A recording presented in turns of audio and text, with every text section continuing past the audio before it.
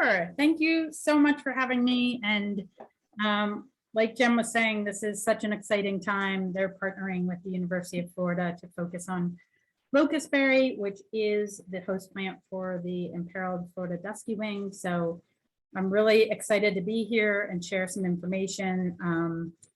This is not the first slide you expected probably, but I did want to take this opportunity for those of you who are not familiar with the Imperiled Butterflies of Florida work group to hear just a few slides about it, because we have done a lot in recent years and since 2008. So I'm going to take that opportunity and then I'll go into my research.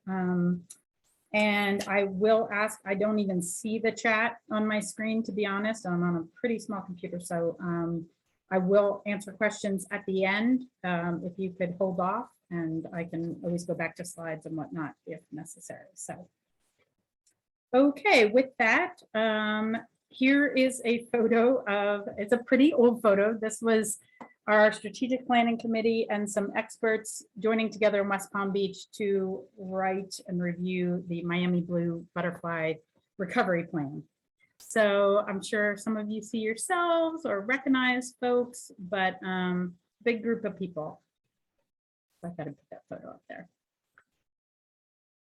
I'm not advancing. There we go.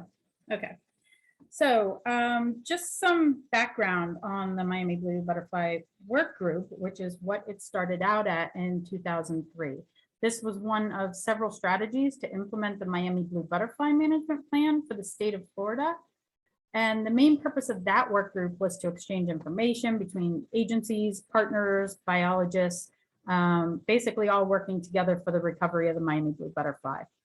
It was and is still composed of local, state, federal environmental agencies, including mosquito control, because that is a big issue with our butterflies, North American Butterfly Association, as well as universities and zoos. So together, the work group has identified, addressed, and even resolved huge critical issues directly with these species and with habitats, including the recovery of the Miami Blue, and assisting with the Chalcis swallowtail and the Bartram scrub hair streak. So after this work group was initiated, surveys and research indicated that several other butterfly species were experiencing significant declines and perhaps were as imperiled, if not more imperiled, than the Miami Blue Butterfly.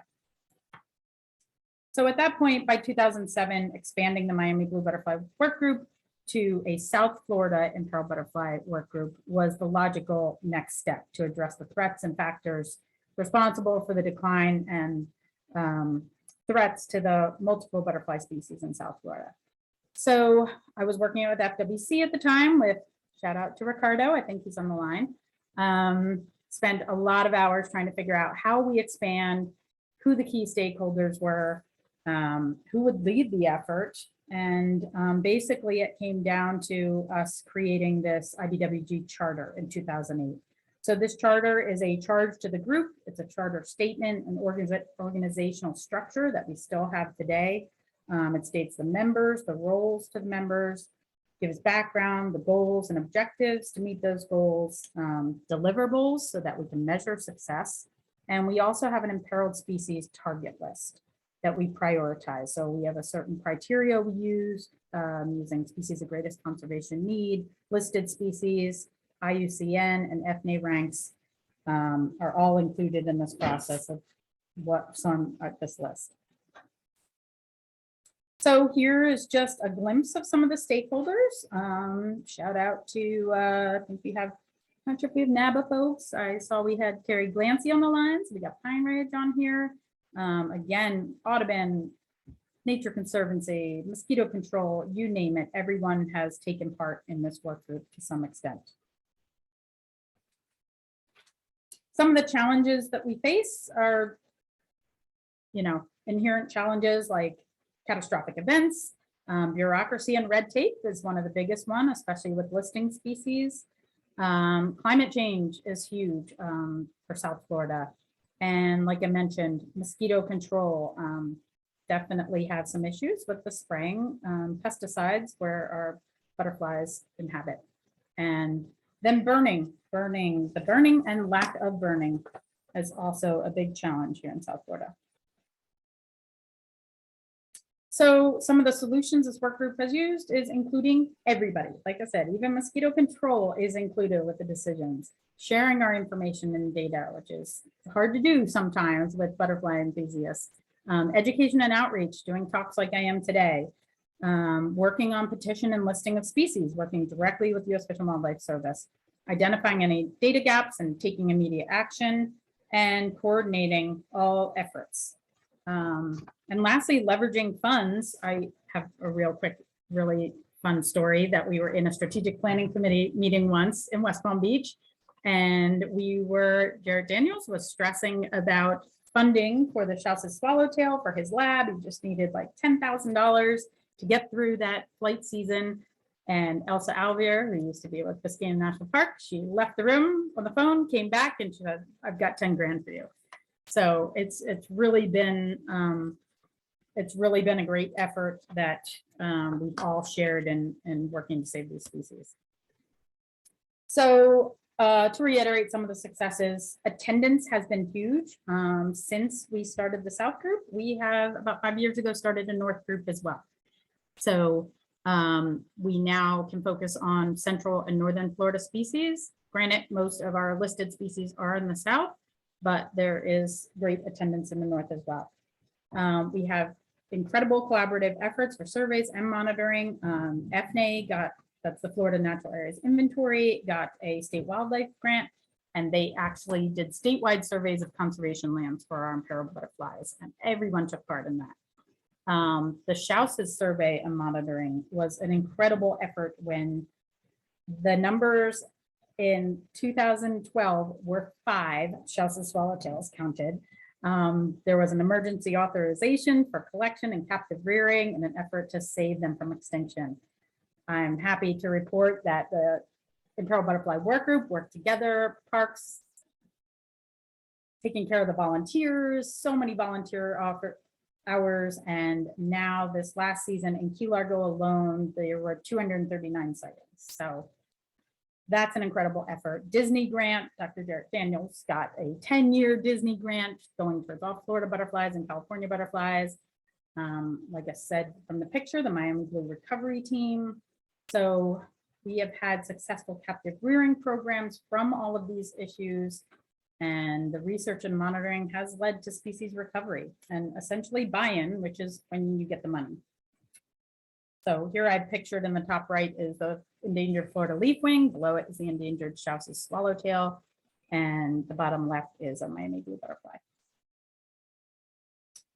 So just to close this out, I wanted you all to get an opportunity to see some of the members. So this is the current South. This is our strategic planning committee. It's essentially our steering committee. I chair the group, and we have representatives, as you can see, from U.S. Fish and Wildlife, State Fish and Wildlife, NABA, UF, Fairchild, Parks, and so forth. So we have a great group of people to move forward with assisting in any issues that come up. Well, thank you for your patience with that. I just wanted to give that a shout out. I want to say that we do send out public updates, and we do have in the South public meetings once a year. Our last meeting was January of 2020. So since COVID, we have not had a public meeting, but we are in the works of planning one in the fall. So if you are not a member already, please reach out so you get those updates, and follow us on Facebook, and we'd love to meet you and have you follow us. So on to the duskywing. As Jen said, the duskywing's host plant is locust berries, so that's why I'm here talking to you. Pictured here on the left is a male, and on the right is a female. It is a smallish skipper, and very beautiful when you get a chance to look at it, but otherwise you would just see it fly right by and not even notice it, but a black spot flying by.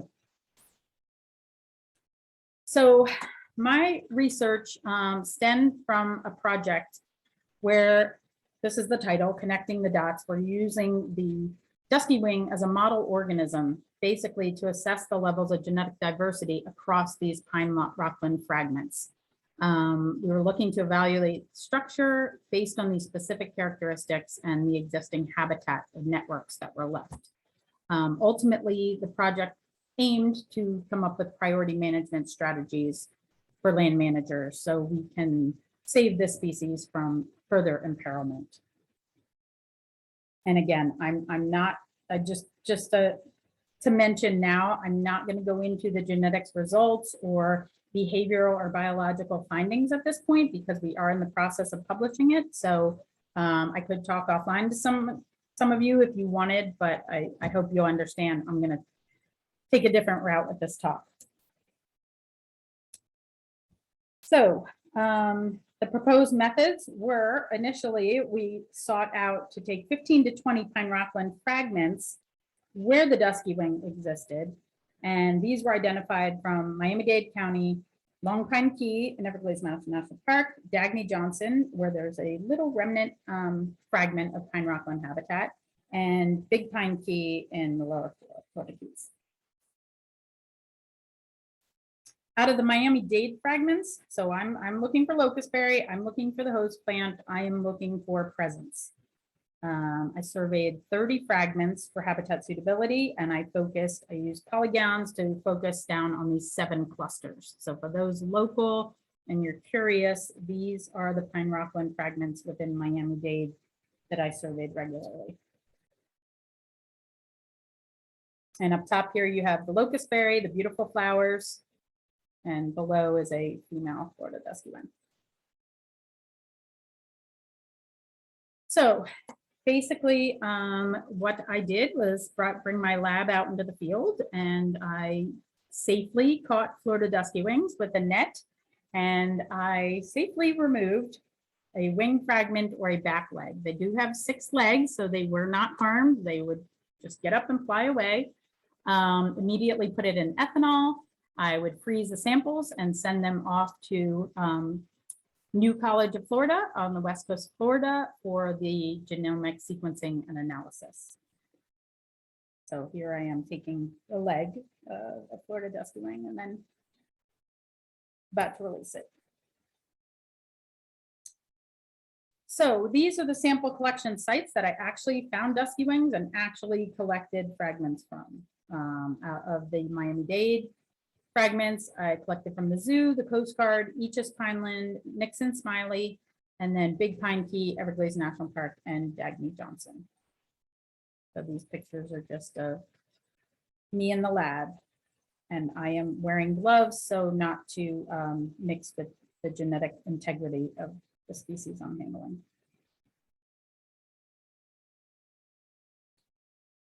So 7 duskywing species occur in Florida.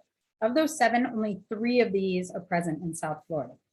So as we're discussing the Florida duskywing, this is a pineland specialist. It relies on locustberry. There is one publication from 1955 that states that the duskywing was feeding on Barbados cherry, but to date, that is the only publication on that. We also have the Horace's duskywing. This is a very similar looking bug. It is found in oak woodlands, or supposed to be found in oak woodlands. It feeds on a variety of oaks. Lastly, we have the Zeruco duskywing. This is found in flatwoods, scrub, sandhill, and feeds on legumes. It is not likely that there would be habitat overlap between this species, so we're just going to focus on the Florida duskywing and the Horace's duskywing. So what do we know about the Florida duskywing? Not much. Like I said, one publication out there, not much about life history, population demographics. The one paper I mentioned, it recognizes caterpillars were decimating the Barbados cherry at the U of M experimental farm in 1951. They recognize that there are 4 larval instars and they do form shelters. They are year-round residents.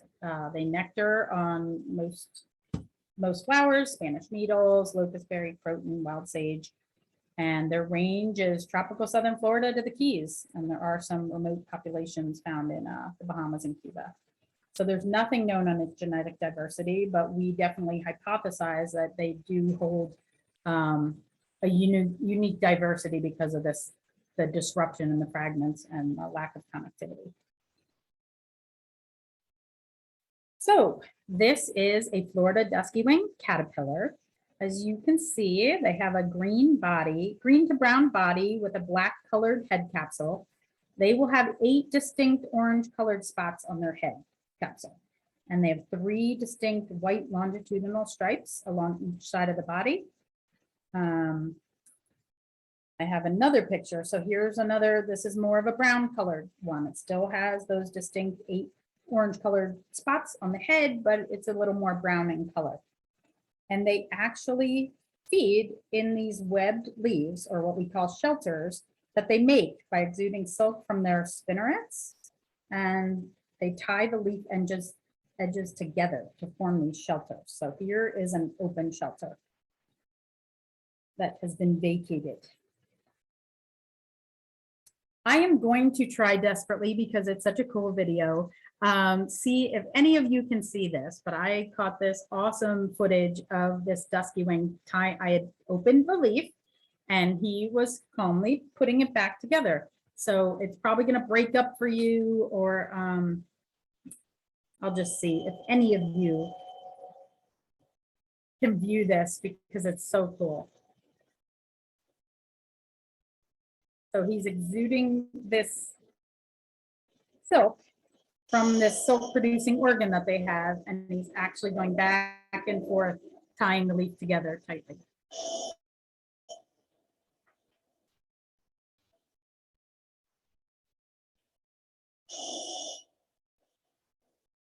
Okay. Get with me later if you want to see more of that, because it's really cool if you didn't get to see it. This is a pupa.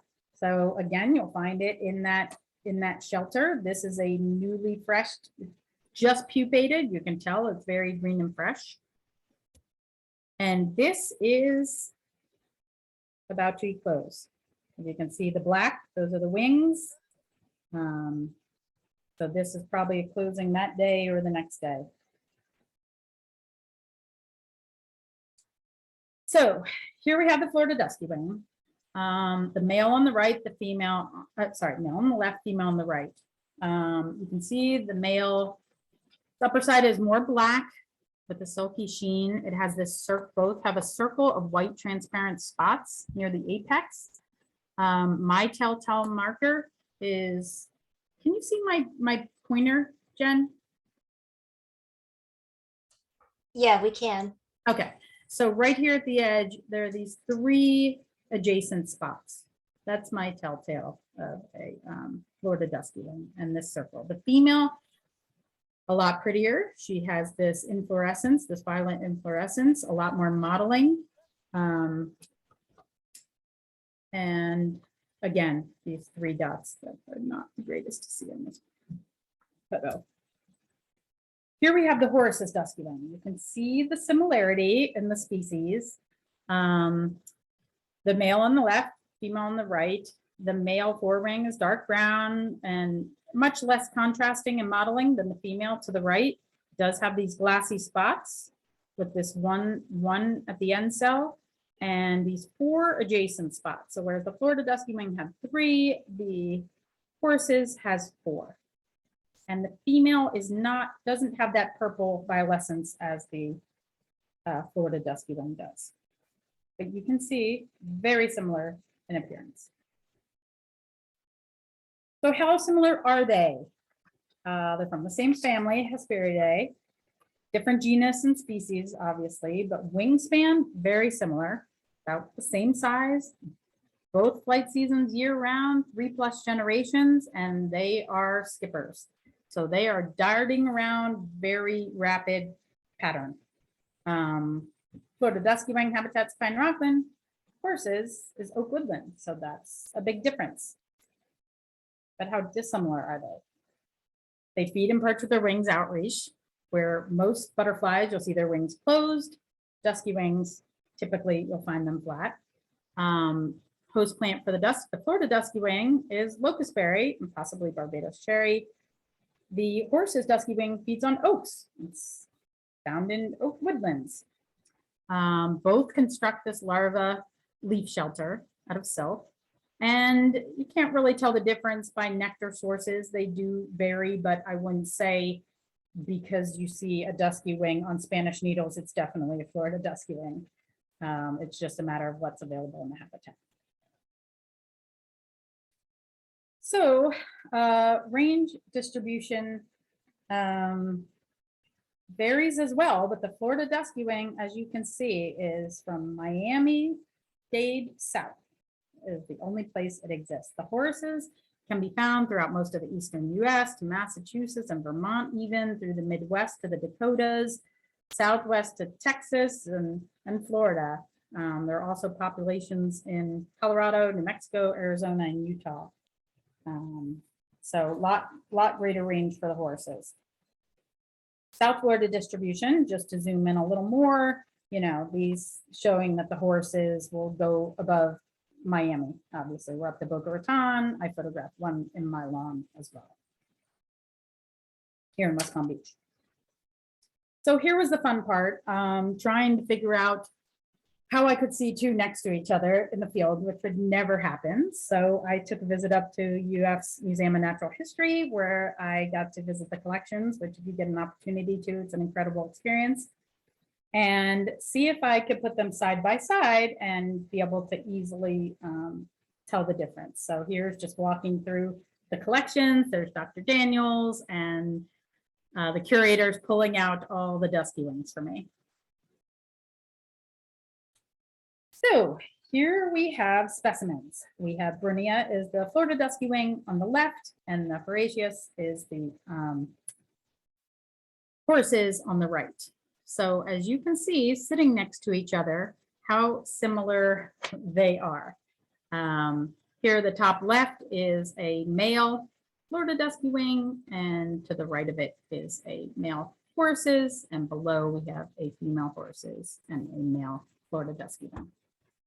So this thing's flying by, it's going to be very difficult to see if you see how difficult it is staring right at them, specimens. Again, here we have a male horses on the top and a male Florida duskywing on the bottom.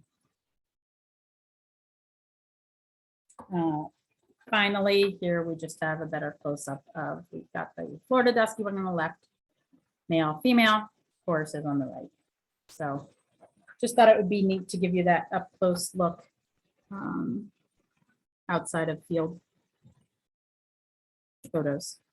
Here's the underside, which if you're curious are very similar. You can still see the telltale circle of spots on the Florida duskywing and the 3 adjacent spots here, and the modeling on the horses with the 4 spots here.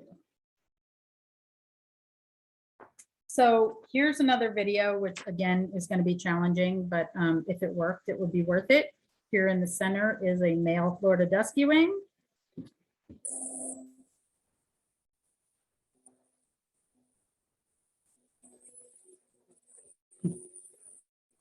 Did you see it? Exactly. Very erratic behavior, very difficult to photograph. Sorry again if that broke up, but I was just trying to give you a glimpse of how this bug acts in the field. So is it possible that we're mistaking the horses for the Florida duskywing? If you look at the pictures to the right, those are horses duskywings. Horses are supposed to be found in woodlands, not the pine rocklands where I focus my study. Both these pictures are horses because I caught them thinking they were Florida duskywings. I found more horses duskywings in our pine rockland fragments than Florida duskywings.